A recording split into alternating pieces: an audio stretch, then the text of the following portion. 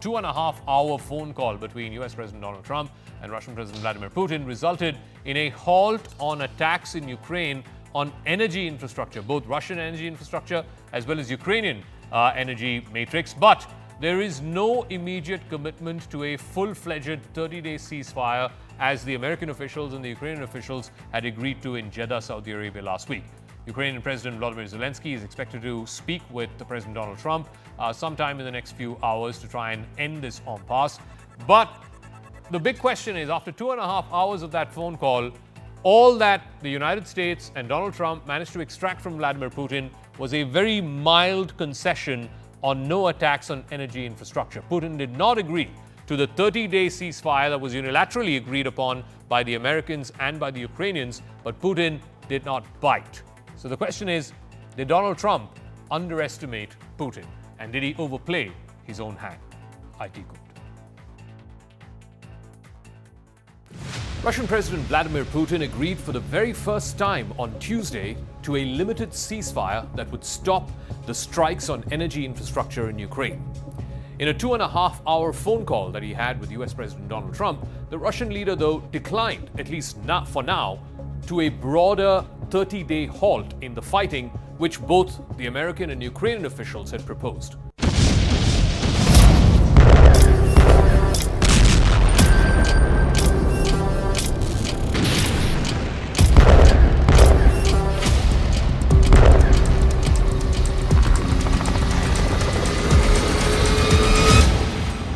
The attacks on Ukrainian civilians, its cities and its ports will continue as both sides are competing now for territory and also for an upper hand in the negotiations. Putin knows that he's within days of completely regaining control of Kursk, the Russian region, which is the only bargaining chip which Ukraine has, if and when it comes down to negotiations. But if the strikes on energy infrastructure by both sides indeed do stop, as Putin has now agreed and the Americans have agreed as well, this would mark the first mutually agreed suspension of attacks in the 3 years of this war.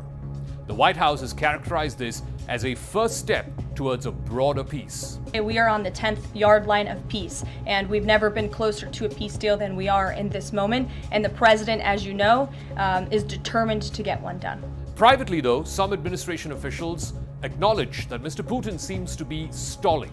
He has conceded, but only just enough to appear to be engaged in the peace talks, while at the same time pressing his advantage on the battlefield.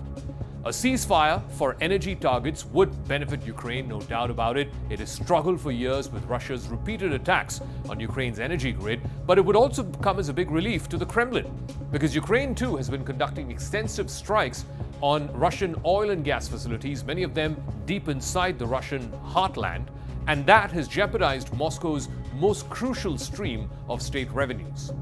President Volodymyr Zelensky of Ukraine has said that he was still waiting for a phone call from Donald Trump to find out the details of Trump's discussion with Putin. He said he was open to a ceasefire on strikes targeting energy infrastructure, but he wanted more. Ми відносимось зі скепсисом з точки зору довіри к русским. Довіри до Путіна немає. Тому я й кажу, треба зрозуміти, як технічно це буде відбуватися, щоб це не залежало тільки від їх бажань. Ось і все. The American and Russian accounts of the call that lasted for well over 2.5 hours displayed the gulf that remains still between Moscow and Washington. Putin insists that a long-lasting peace depends entirely on a complete cessation, a complete halt of all foreign military and intelligence aid to Kyiv. That is something that the Trump White House is unwilling to commit to, at least not just yet. And that is a total no-go area for both the Ukrainians and the Europeans. Здесь не важно, что мы ждем, здесь важно, что ждут Соединенные Штаты. А на самых различных уровнях мы неоднократно с вами слышали заявления, что Соединенные Штаты ждут демонстрации со стороны украинцев желания идти на мир. Вот, собственно, наверное, этого ждут все. Хотят ли действительно мира члены режима Зеленского или не хотят? In a sense, Putin is demanding an end to all the military support for Ukraine that the United States and Europe have provided for the last 3 years. Military assistance alone runs in excess of $200 billion. Trump and his Vice President J.D. Vance have been very highly critical of the billions of dollars that America has spent on this war.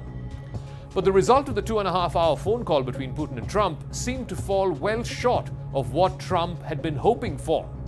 There were several days of optimistic-sounding pronouncements from the White House that peace was very much within reach. In fact, he had famously said that he would end this war within 24 hours of becoming president. It's now 2 months since he has become president, and we are not anywhere close to a full cessation of hostilities on the battlefield. But none of that optimism was visible after the call. There was no date set for the meeting between the two presidents. There was no statement of common principles on how to come to an end to this war. But there were gestures of goodwill, though. Putin said that Russia would release 23 seriously wounded Ukrainian soldiers. They would also carry out a prisoner exchange with Ukraine later this month. The first batch of prisoner exchange would consist of 175 prisoners from either side. The Trump administration had temporarily suspended military and intelligence aid to Ukraine earlier this month. This after that massive and explosive confrontation that happened between Trump and Zelensky in the Oval Office on the 28th of February. You're right now not in a very good position. You've allowed yourself to be in a very bad position, and he happens to be right about it. From the very beginning of the war. You're not in a good position. You don't have the cards right now. With us, you start having cards. Right now, you don't. You're playing cards. You're playing cards. You're gambling with the lives of millions of people. You're gambling with World War III.